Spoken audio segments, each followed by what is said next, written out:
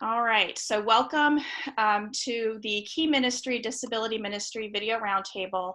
Today we are discussing disability ministry in a pandemic.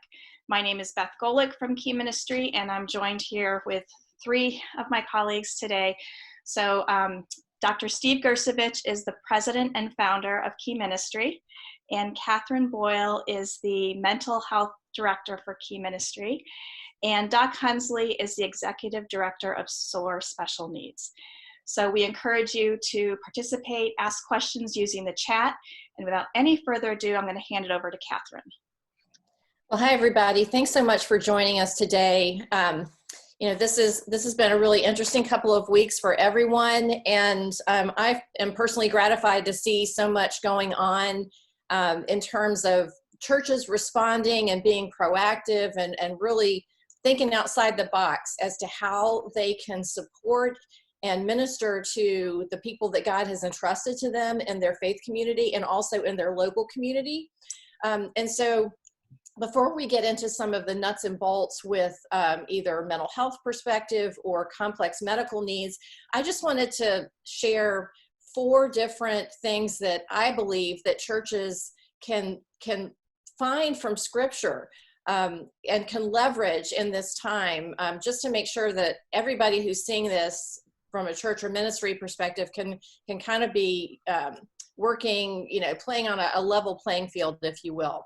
The first century church got started in a time of incredible uncertainty. They had been given their mission by Christ, but they really, they had no formal boundaries as to how they were going to go about spreading the gospel, and yet they were incredibly successful. So, just a read of Scripture that I've been spending some time in over the last couple of weeks. There's a few things that I think really emerge from their example and from what God has entrusted with us today.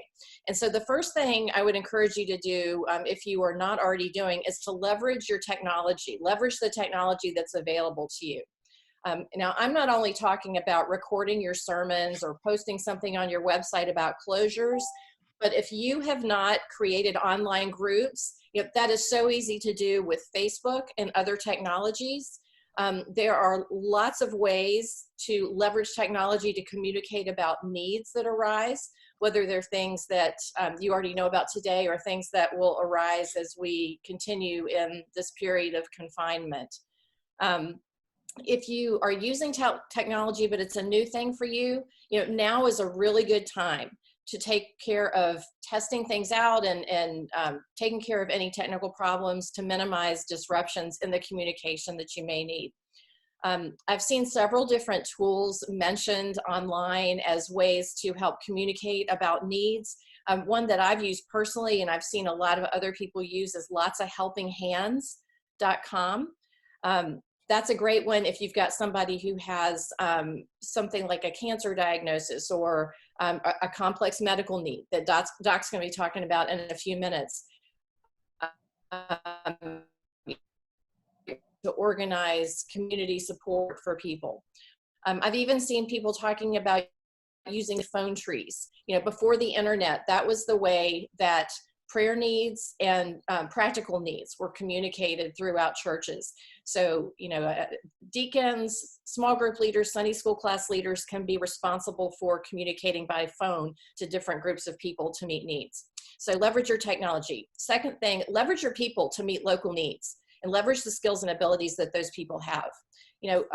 There's been a lot of talk about how not only are people in high-risk groups, high-risk health groups, at risk for contracting coronavirus and being sidelined or passing away, but also healthcare workers. There's been some great ideas about how to support healthcare workers, firefighters, EMTs, people who keep our, all the things that we consider necessities running. There's a lot of people who aren't working right now.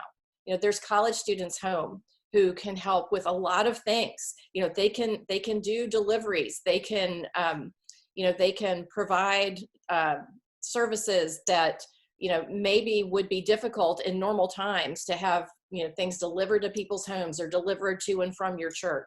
So leverage the people that you have. If you set up meal preparation in your church. Well, there's a lot of unemployed restaurant workers right now that might be able to help with that. I would just encourage you to let the people use their skills and creativity as they are led by the Lord. I had a former pastor at my church who used to always talk about if you had something unexpected come up, where you were unemployed or, you had a family crisis, he would say, well, what does this make possible?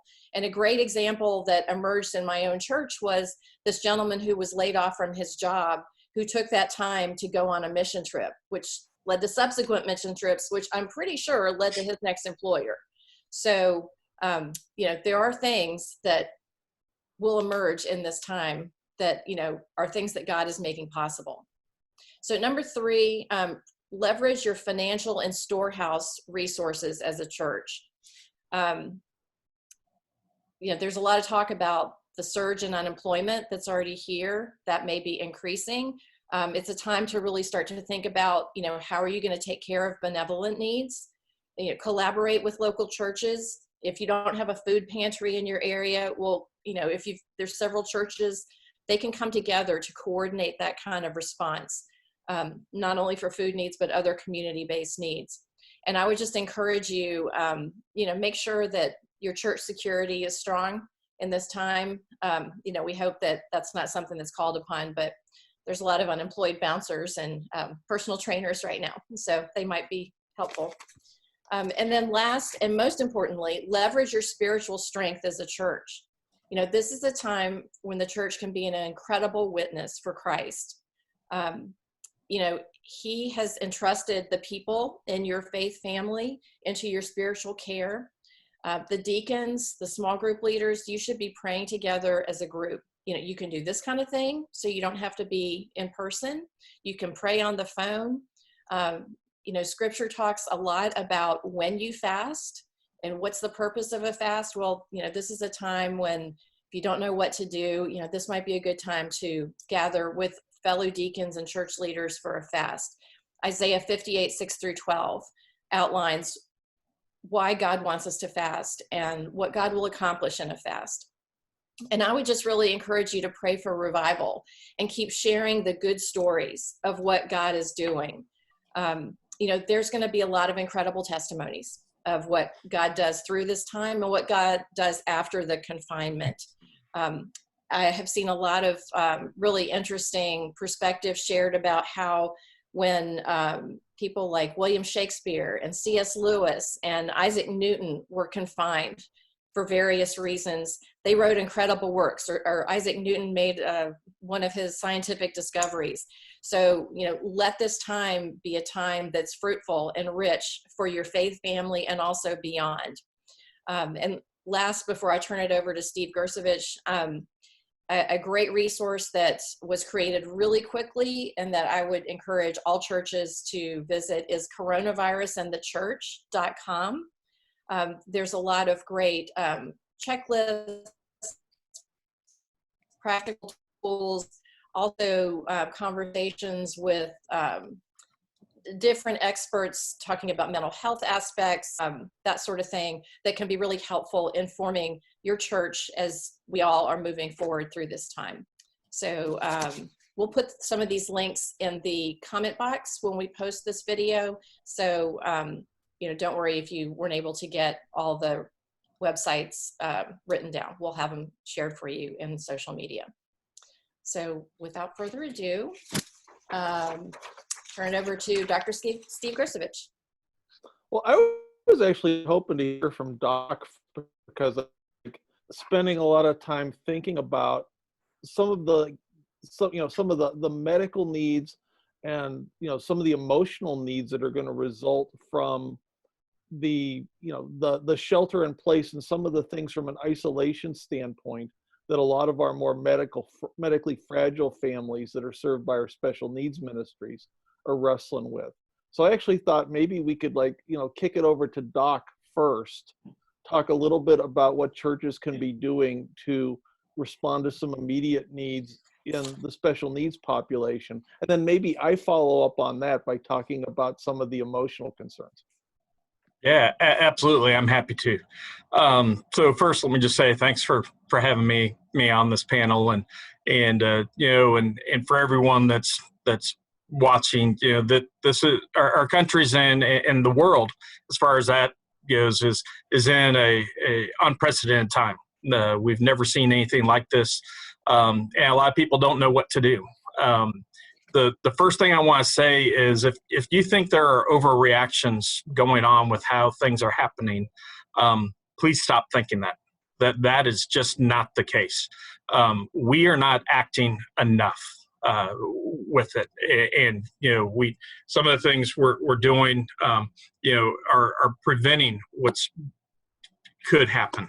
And so, before I get into some of that, let me just kind of say and reminder, and a lot of people have said that, but again, those that don't know my background, I am a physician, a pediatrician who worked in the emergency room, and basically, everyone knows what kind of run we're seeing on all the stores today. All the, if you walk in any grocery store, Sam's or Costco, aisles are empty. Nobody can find toilet paper, yada, yada, yada. It's crazy. Everybody's hoarding, everybody's going at once. Well, the whole reason we are trying to do the social distancing and keeping everyone apart from each other is to prevent that same type of run on the medical system. The medical system just cannot handle everybody getting sick at once. Now, here's the thing with coronavirus. It is extremely infectious. I'm not sure we've really seen a virus that is so infectious. Pretty much if you come in contact with it, there is a good chance that you will get it, just because no one has ever been exposed to it. The thing we need to remember is 80% right now of people who get it are very mild and do fine. And so that's the good thing. But that remaining 20%, that 20% can absolutely overwhelm our medical system. So that's why it's so important we're slowing the spread so that our medical system's not overwhelmed with it. But when it comes to our church and especially our disability ministries and our individuals, with disability and special needs, we need to really, see how we can minister to them through this time. There are several great resources that are out right now. A couple I want to share with you that have been put out by some of my friends. The first has been put out by Mark Arnold, who's a great disability leader, and his blog is the Additional Needs Blog Father, and we'll get that posted. But I'll hold it up here. What he's done is he's created a fantastic social story that you can share right now with your families. That is absolutely fantastic. Plus, on top of that, he goes through how to explain coronavirus with any aged child, all the way from 2-year-olds through adults. That is absolutely just spot on. Mark did a fabulous job with that. So this is a great resource. I've been sharing this like crazy with our families, and everyone I've talked to said it's been extremely helpful. One of our kiddos has been just extremely, fearful with and anxious with what has been going on.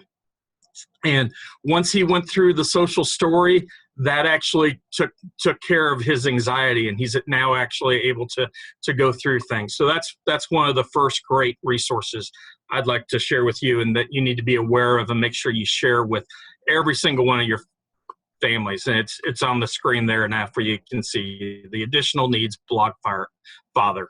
And if you don't subscribe to that, I'd encourage you to subscribe. Mark sends out some great material on that. A couple other great resources are being put out right now by by Ability Ministry. Ability Ministry and our good friend Ryan Wolf. He's got one thing. It's a self-isolation check called Be the Church, which is a downloadable form that you can actually send out to your families if they are self-isolating where you can actually see how you can help them, whether it be delivering essential groceries or supplies, make phone calls or texts for them, give them fun items like books or games, movies they may need. Do they have any urgent needs? Can you help them pick up a meal or do any yard work assistance? It's a downloadable card that you can send out to your families that then your church can come alongside and help them through that process. He also has a free customizable daily schedule that is on there that your families can download, and it's going to be another great resource where they can now put together a schedule, especially as we're looking at several states having kids out of school for, who knows how long. I'm here in the state of Kansas. Yesterday, our governor just shut down all the schools for the rest of the school year. So we right now, it looks like for Kansas, that's elementary, junior high, and high school, as well as the colleges, will not be having any more school. And we haven't heard yet if there will be any online school for high school or any of that, but we just don't know. But we do know that the kids will be home for the rest of the school year. So, something like this will definitely help in doing some of that transitioning. And then SOAR, we're partnering, and we're going to be getting it up on our website later today. We're partnering with Valued by God, and they've got a little guide by the name of Carlitos, the Be Brave Monkey. There's a lot of great curriculum there, as well as some downloadable studies that you'll be able to do. Our website is soarspecialneeds.com. We'll be getting that up later today that we'll be able to share with you. But we're partnering again with Valued by God and Carlitos, the Be Brave Monkey. There's going to be some downloadable things that we're happy to partner with Valued by God, and that's going to be a great resource for you. Now, some other things that you can think of and talk through, a lot of ministries, a lot of programs, and ourselves in particular, we had a respite night that was supposed to be coming up here in about 3 weeks or so. We had to cancel that. That was 150 families. We're not able to give a night out. I know several of you do respite nights and things like that as well, and you're also having to cancel those. So we've got all these families who now are not having any break of any kind. They're not even getting school to give them the break. So they're now having, their kids around the clock. And just life in general of a family with a child with special needs is stressful. That stress just skyrocketed. And Steve will talk about that here in a little bit, I'm sure. But we can help out with some of the resources to help them out. We've got many of our college kids are coming back home. We've got several of our youth who are available. Thing to remember is, especially many of them are going to be healthy, and with that, see if they would be willing to give these families a break for an evening where they can maybe come in and babysit, and maybe just give the parents, granted, all it might be was that they go out and just even sit in the car, but just where they can get an hour or two just to be away, so that they can clear their mind or have some time to themselves would be a huge thing that we can do. But that's something we have to make sure we highly, highly stress, is that they are healthy, and they're not showing any symptoms at all and going in, and they've not been exposed to anything going in. But we've got to really see how we can walk through that. The other thing is trying to find ways to, Catherine talked about several ways to share and give to these families still, are weekend lessons, as churches are shutting down right now too. Can't forget that just because we're closing the doors on everything else, and many things are being canceled, that doesn't mean we need to cancel sharing Jesus with these families. And it doesn't mean that we are canceling our love for our families. And we need to remind our families that love conquers all. We need to be praying through this, but there's many ways that we can share, lessons, check and see if your church may have a Zoom account. You can do lessons through Zoom. If they don't, ask your administrator to see if they can apply for TechSoup. It's TechSoup.com.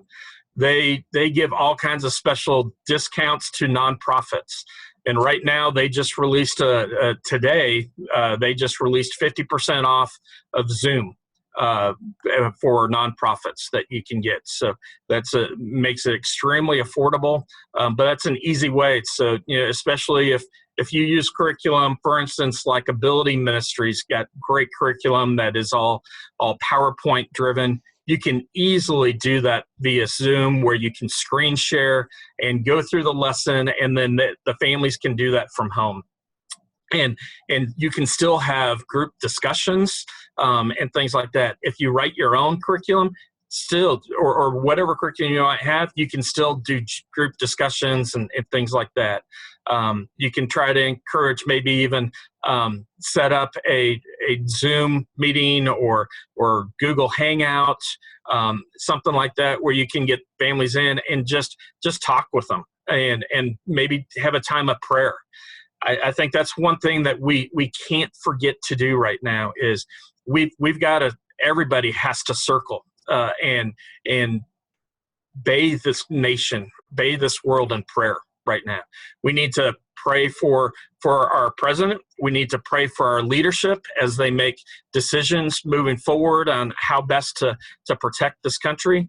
We need to pray for our families, and that they remain healthy, and those that do get it, that they're going to be able to recover and handle it. We need to remember to pray for our medical system and for all the doctors who are on and nurses and medical and people who are on the front lines. They are putting themselves at risk, and many of them now are starting to get sick.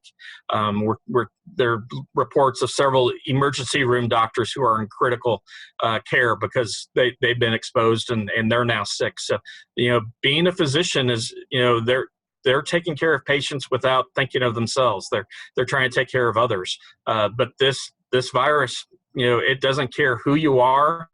It doesn't look at, sex, nationality, race, it's socioeconomic, nothing. It's going to take everybody equally. And so we need to lock arms, and we need to pray through this. And that's the big thing we need to do. So there's many different ways that we can help our families and remember, let them know that there's hope through this, that, Jesus is the basis of our hope, and that we need to focus on him. Maybe you can put together some little Bible lessons or devotionals that you send out. Maybe you just share, maybe even record yourself or share what you're learning in God's word, and share that with your family. Just anything you can do to help them remember that, everything is not a woe is me. We got to remember that, and life is still going to go on here. Things will eventually get back to normal. It's just going to take a little bit right now, and we just need to be there to be able to help our families, to minister to them, and help them as we go through. So those are some of the things I'd say right now, jumping out there. Yeah, and Doc, I think using some of this technology to just even record little snippets of that message that we give our kids all the time, and just putting that out there. I know some of the kids that I normally see every single Sunday morning, they were so upset when church got canceled. So being able to, send them a little video of us doing the Bible basics, that's something that can, keep them connected and keep remembering. There are a couple questions have come up in the chat, so let me throw those out quickly before we head over head over to Steve over here. One question, this is from Dr. Andrew Beatty, who is a regular on our roundtables.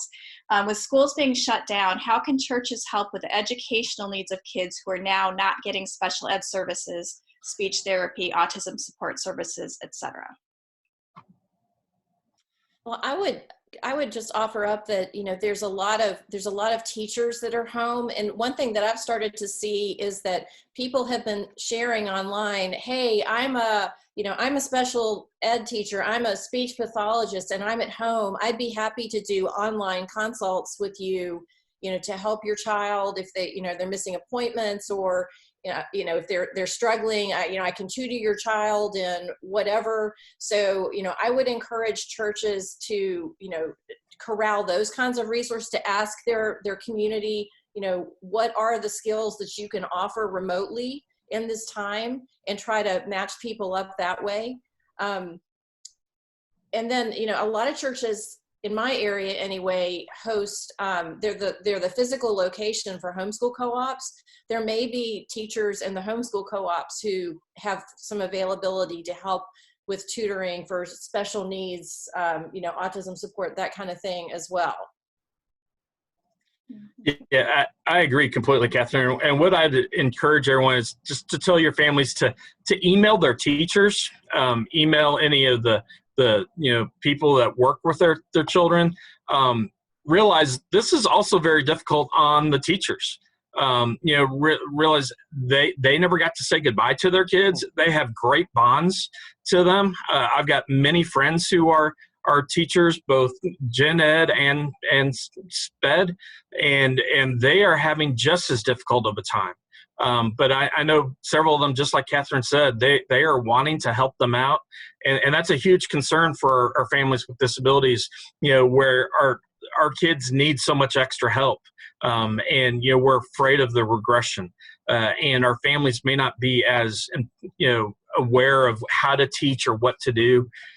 Reach out to your teachers and have them contact the teachers and ask, hey, what can we do?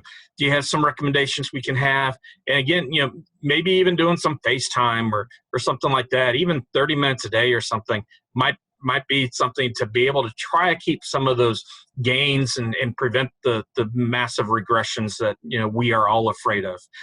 But we need to encourage our parents to be the key advocate. They are the main advocate for their child, and they've got to fight for them and help them. And that this doesn't change that. They just need to fight a little harder and try to find some of those resources. But I agree, a lot of teachers and educators are going to really be wanting to help and do things. And many of them are already doing that on their own. With that. So just look, and there's all kinds of stuff on Facebook too, where people are sharing things. Yeah. And for most states, we're only a couple days into, right. virtual learning. So I think as the days go by, I think people will start figuring out some really great ways to help students and families. Another question, this is from Tammy. I heard that a person can be asymptomatic or not show symptoms for 2 weeks, but still be infected. So she's questioning, is it wise to still suggest that young people, like college kids, offer childcare? Yes, it's very true. They can be asymptomatic, but so far the studies are also showing, and Steve, you can speak into this too, that for the most part, we're seeing that kids and youth are not being infected at the rate that adults are. So they seem to be a little bit more protective right now with it. And it's something that, the families need to talk about and see if that's a risk that they want to take, and definitely not force on them. But it's definitely is there as a risk. Everything's a risk, but it's an option. But I'd say it would be a lower risk than having some adults coming into the house. Mm-hmm. Your thoughts, Steve? Well, one thing I'd add to what folks were saying about the special ed piece is that there are a fair number of special education services. For example, you look at ABA for kids on the spectrum, where that's considered, it's covered under Medicare and Medicaid.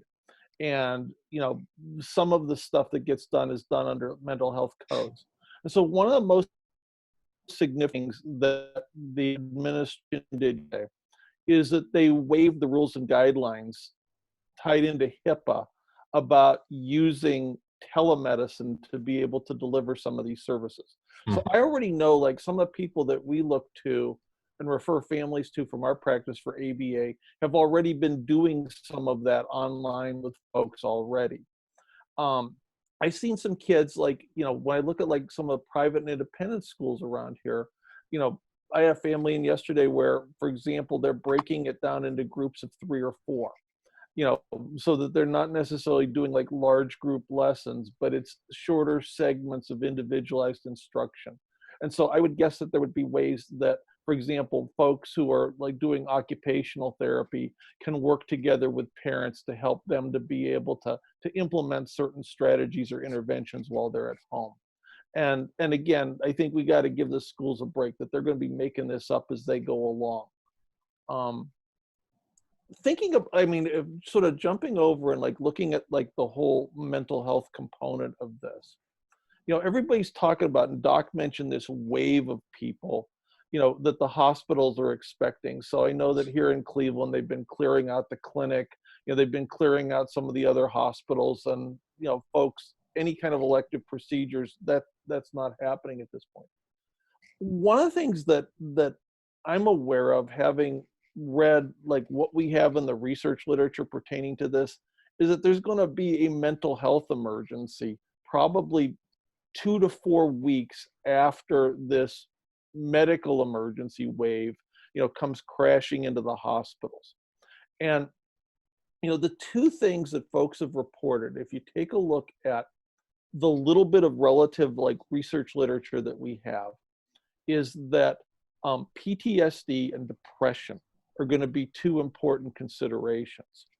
And so given that I'm in close to a full-time practice and I'm involved with some teaching, but also have the role that I do with Key Ministry in terms of working with churches, I've been trying to look at this in the context of a win-win, in terms of, what are some of the kinds of things that families can think about doing, especially families served by a disability ministry, where maintaining isolation may be relatively more important to them even than other families in their community, because of the complex medical needs of some of these kids.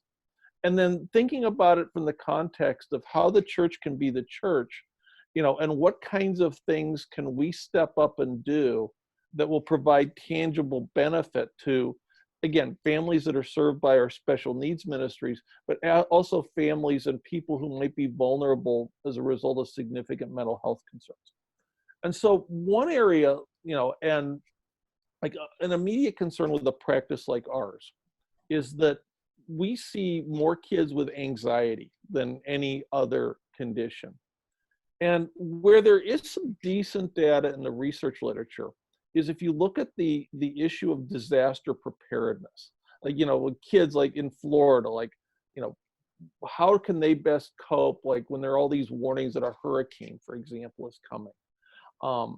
And so when you take a look at the literature there, a couple of things that they found were critically important is that one way of protecting kids is for adults to be acutely aware of their own level of anxiety and what the model that they're presenting to kids in terms of how they respond in an emergency situation.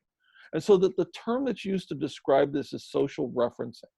And so that one of the ways that kids learn how to become anxious is by watching parents who are anxious in response to a specific threat or situation. So it's very important, I think, that parents be self-aware that your kids are learning how to deal with stress by watching you deal with stress. And so if this is something that's an issue for you, it's an appropriate time, I think, to maybe look for some counseling and support in terms of how you can present yourself and develop the best possible coping skills, because your kids are going to learn from that.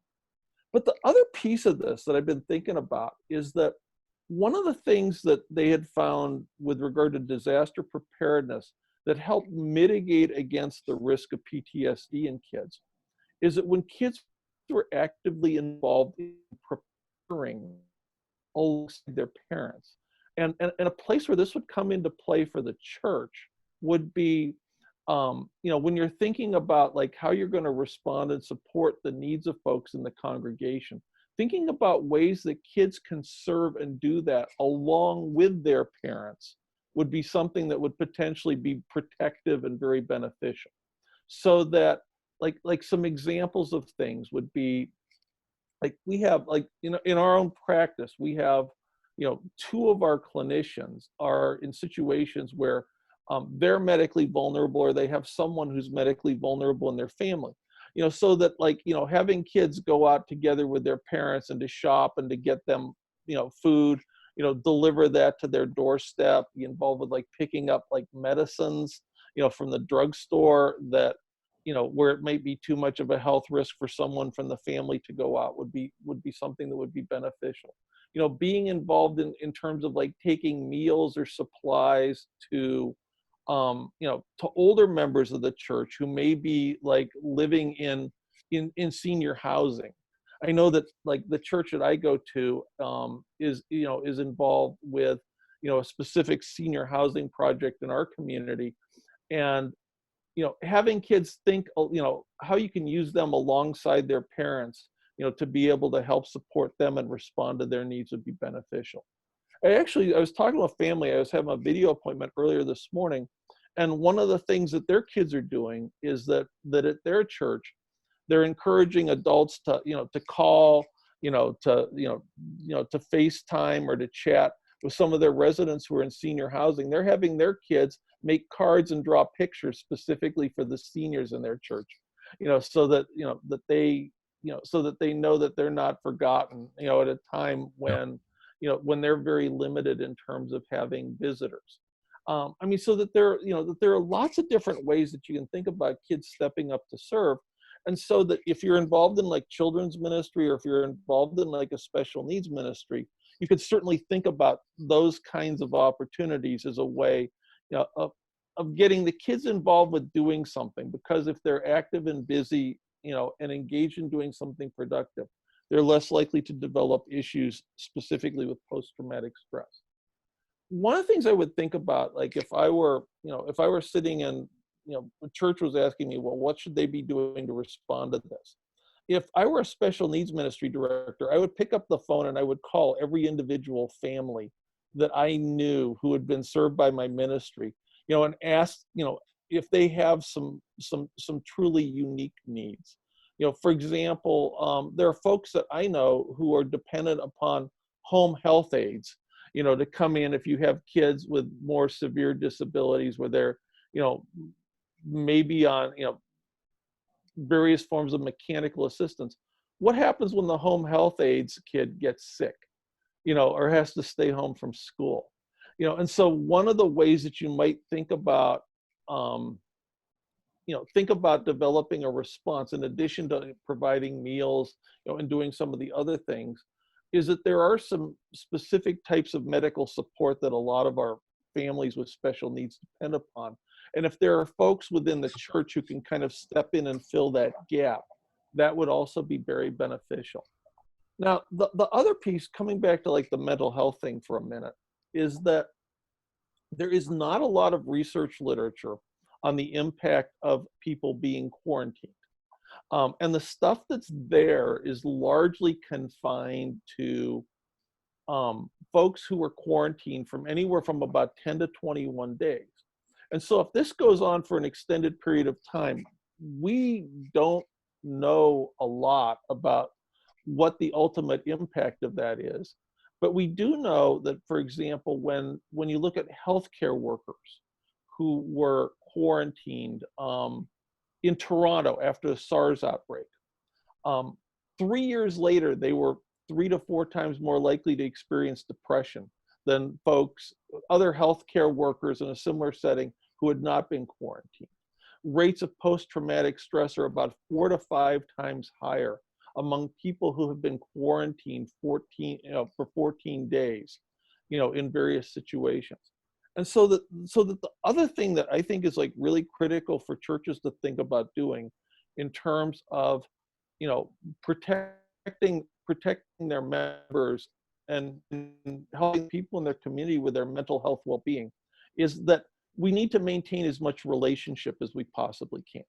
And so I would follow up on like what Catherine had mentioned. And Doc, thanks for the Zoom thing. I didn't know about that. We actually use Zoom in our practice as a tool for doing like our video visits and our follow-up with families. But I think it would be like especially critical at this time to think about, how do you take your small groups? How do you take your Bible studies? How do you offer new opportunities potentially to, to folks who haven't been involved in a small group or a Bible study, to be able to get involved with one now online? And that through having, through having that set up, you're also helping people who may not otherwise have one to develop natural systems of support, so that part of, the contributing factor, there's several things that probably contribute to the risk of depression.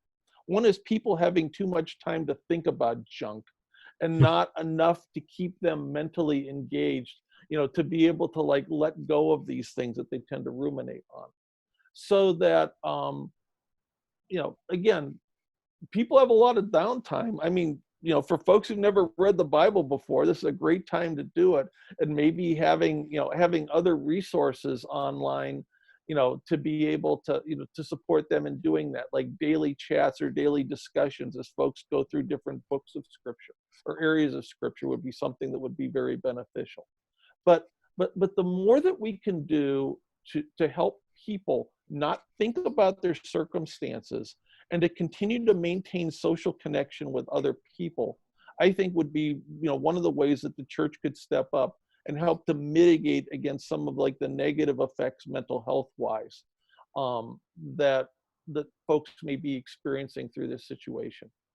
Having these online tools available so that, so that folks who are, for example, trained as Stevens ministers, which we have in a lot of churches, for them to just spend time coming along and like supporting folks who maybe have a mental health history or have had some struggles in the past, with our older population that's more socially isolated, where again, that they've been encouraged to remove themselves because of some of, because of some of the risks involved, that would be something that would be impactful. There was, in our own state, there was this video that went viral the other day, and it was something as simple as a couple of kids who, I think one played the cello and one played the violin, where they were going around to like older neighbors, like, where they live, and, went on a front porch and just played music for them, that they could hear through their window. So, I mean, there are all kinds of ways that the church can potentially be a blessing through this. But I think too, in particular, that we would want to contemplate from a mental health standpoint is that one of the ways we can protect against PTSD is to get people busy and involved with serving, and to do that as families. And one of the ways that we can help mitigate against depression is to help use some of the tools at hand to help people feel less socially isolated and to give them more that will engage them mentally during this time. Steve, I was reading today, and actually I have scheduled for our Facebook page at 8 o'clock tonight. There's a podcast that's been done about, don't know the gentleman's name off the top of my head, but he's a psychologist who has studied a lot of what happens to people psychologically in disasters. Like you said, there's not like great data about what happens with quarantine or extended isolation, but so he said, yeah, there's no 5 stages of grief yet, that we know that we're going to be going through. But, from the disaster studies, whether it's, refugee populations or, people who through things like Hurricane Katrina, that sort of thing, the people who have religious faith, not surprisingly, this population is the group of people who have less PTSD, less depression after the whole thing settles out. So, this is the time for the church to really press in to, into those relationships, like Steve said, like Doc said. And I would also point out one thing that I thought was really fabulous and haven't shared on our social media yet, but there was an article over the weekend in the Washington Post written by Greta Van Susteren talking about how, all these retail outlets are really struggling with their, their staffing, and, a lot of stores are closing temporarily. and then there's all these needs that healthcare workers and you know, people who are critical to making life kind of continue, you know, electricity, lights on, that sort of thing. You know, having those two come together and to figure out how to make sure that healthcare workers have their, you know, their families' grocery needs met, and have their, you know, their own personal you know, childcare needs met, that sort of thing. So these sorts of things are starting to emerge, and I think the church definitely has a role in helping meet those kinds of needs as well, and just, you know, creating those opportunities for service for the people who are at home with nothing to do. You know, there's a lot that can be done, and every one of us has a role to play in making sure that we all get through this, you know, smoothly with, you know, with good mental health and improved, you know, strengthened relationships within our faith community. Yeah. And what I would do is I'd encourage our leaders to think outside the box on how to do things. You know, and one thing, you know, is I'm sitting here just kind of thinking through how can we serve our families and do things. You know, what's coming up here in just a few weeks? Easter. And you know, that's a big question mark. We don't even know if our churches will be able to meet for Easter. A lot of churches do Easter egg hunts, and those would be canceled. Well, you know, one simple thing that you might be able to do just for your families is go out, get a bunch of Easter eggs, fill them with a little bit of candy, get several volunteers, and then go to each house of the families that are in your ministry and actually hide, you know, 5, 7, 10 eggs at their house. Let them know you're doing that. Give them a little lesson that they can then do as a family. There's all kinds of lessons you can find out on the internet, and then let them know if, you know, you have a child who's going to be in a wheelchair, that you put them in places that it's easy for them to get. But that's a super easy way that we can still bring that to them. They're completely safe. They're in their own environment. You're not exposing them to anything. You're bringing in other people. You can even tell them, hey, don't be outside at such and such time because we're going to have people coming and we're going to bless you with this. And, you know, that's something that I guarantee you would have all kinds of families wanting to help out with that. And what a great way to bring Easter and bring Jesus to these families. And again, you know, maybe you do respite nights where you've got families who don't go to church, and they may be our CNEs, you know, our Christmas and Easter attendees. Well, let's still bring Jesus to them. You know, this is a great way to do it. Do a little Easter egg hunt in their front yard, and you don't even have to have contact with them, and then leave the little devotional that they can go over, or you can even record it, put it on a you know, thumb drive or something. You can get really cheap thumb drives and put it on there, and then they can plug that in the computer and watch your video of you teaching the lesson to them. So that might even be an easier thing to do there with that. But that's just a way that we need to start thinking outside the box of how we can bring ministry to our families. That's going to be different, but that's how we have to start operating now in the next several weeks, and figuring out how, okay, we can't do ministry in the way we normally are used to doing it. We can't do it in our buildings. Let's find how we can take what we normally do to our families. And that's just a very simple little thing that I promise you'd have all kinds of people that would be all on board to help you with. Right. Well, and there was a comment that came in the chat about you know, moving the disability community to active engagement. You know, that we've had a couple of writers in our writing team already writing about how basically they live in isolation all the time because they have these medical needs.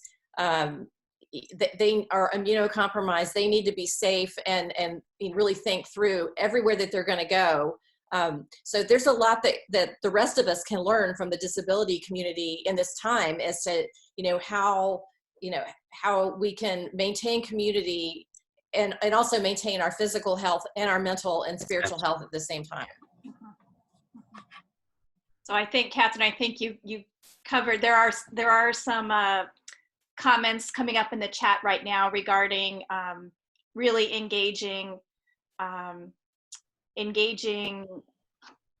disability community in active active engagement, involved in doing ministry, not just being ministered to.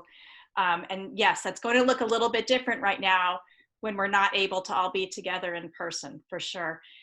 There was a question about doing actual visits to, it sounds like maybe a group home type of situation. And again, it might be something where you need to get more creative with technology perhaps during this time. So I think it's thinking outside the box. And one thing I would recommend, and I believe probably most of you are on this already, but there is a Facebook group with nearly 2,000 members. It's the Special Needs and Disability Ministry Leaders Forum. You can find it through the Key Ministry website. So if you go to keyministry.org and under the For Churches tab, that's one of the resources that's available. So this is a forum, a Facebook group, and you can share ideas, ask questions on there. This, I think, would be a great topic for us to continue to discuss how we can engage the families that we serve without actually physically being in the same space.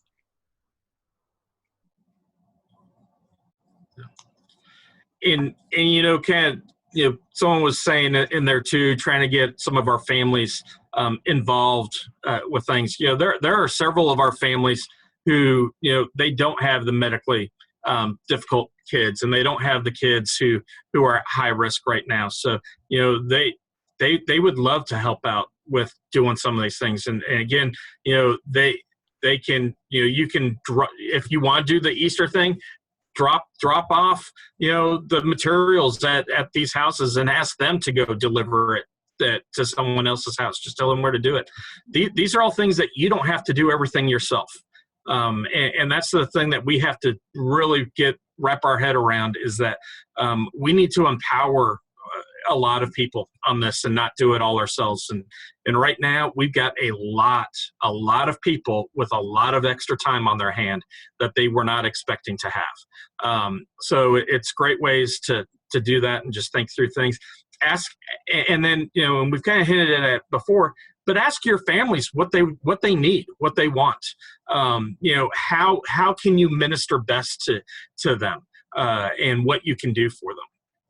And then I would also stress to them, even if your church is meeting on one of the weekends, and that personally, I would recommend to your families that they stay home right now until this all blows over. Because again, our special needs population is at a higher risk with this. So we just need to take every safety we can, and I know a lot of people want to see one another, and they just hate the thought of being quarantined and being cooped up. But it truly is for everyone's safety with that. For sure. We will be doing, Key Ministry will be doing more of these types of discussions over these next few weeks or whatever the time period is. So we already have a few topics lined up. So you will get notifications, but do continue to follow us on social media, check the website, our events page for that type of information. Any other, Catherine, do you want to? I'm good. Okay. Steve, do you have any other things you want to close us out with? Well, you know, one of the things I was thinking about is that, you know, 5 or 6 years ago, we had done some little experiments with online church for families who have kids with disabilities. And, you know, one of the things to think about is that, you know, it would not be difficult for a church to pre-record maybe a service specific for families who have, you know, are in that situation, or something that they could use as a sunrise service, so that you could share this through your Facebook and create, like, you know, what they call like a watch party, and invite specifically friends to it. You know, it could be something that could be a tool that, you know, that someone could share, you know, with folks who they know who are, you know, socially isolated, who may have some mental health issues, and so that we could use this as an outreach and evangelism opportunity. And then one other thing, like, that I think is if I were like looking at this from, someone in children's ministry or special needs ministry, is that, from a child psychiatrist, standpoint, I'm very much sort of a proponent of family ministry. And that, ideally we want parents to take the responsibility for directing their kids in faith, so that whatever we can do, to teach our parents how to be ministers within their own home would be beneficial. So like putting together a resource for parents to, to be able, to have something that they might share if they're having a family service on Easter morning. Or like with kids with special needs, one of the things, their parents are typically the folks who know best how to communicate with them, especially when you have like, when you have buddies and you have teachers who don't have special training. So that creating resources to help parents share the Easter story and the message, with their kids, those with disabilities, those without, I think are ways that we can kind of take this situation and create an opportunity from it. Great, thank you. I just want to point out a couple of things that are coming up in the chat. Barbara has shared Supper with the Savior. It's a Bible communion resource for all ages and abilities. And Barbara, I encourage you to share that every Monday in our in the SNAD group, the Special Needs and Disability Ministry Leaders Forum on Facebook. We actually have a Market Monday where you can share links to resources. So we definitely want you to include that in there. And that way that people can just click on the link. And Emily is asking, she runs a Christian camp for adults with disabilities. Any idea how to bring fun activities and games to my camp through online resources? That could be like a whole nother round table. So let's think about that. Maybe discuss that a little bit in the SNAD. We call it the SNAD group. In the SNAD group, and because I think with 2,000 ministry leaders, there's a lot of knowledge out there, a lot of resources. Absolutely. And I think that would be a great question to pose in there.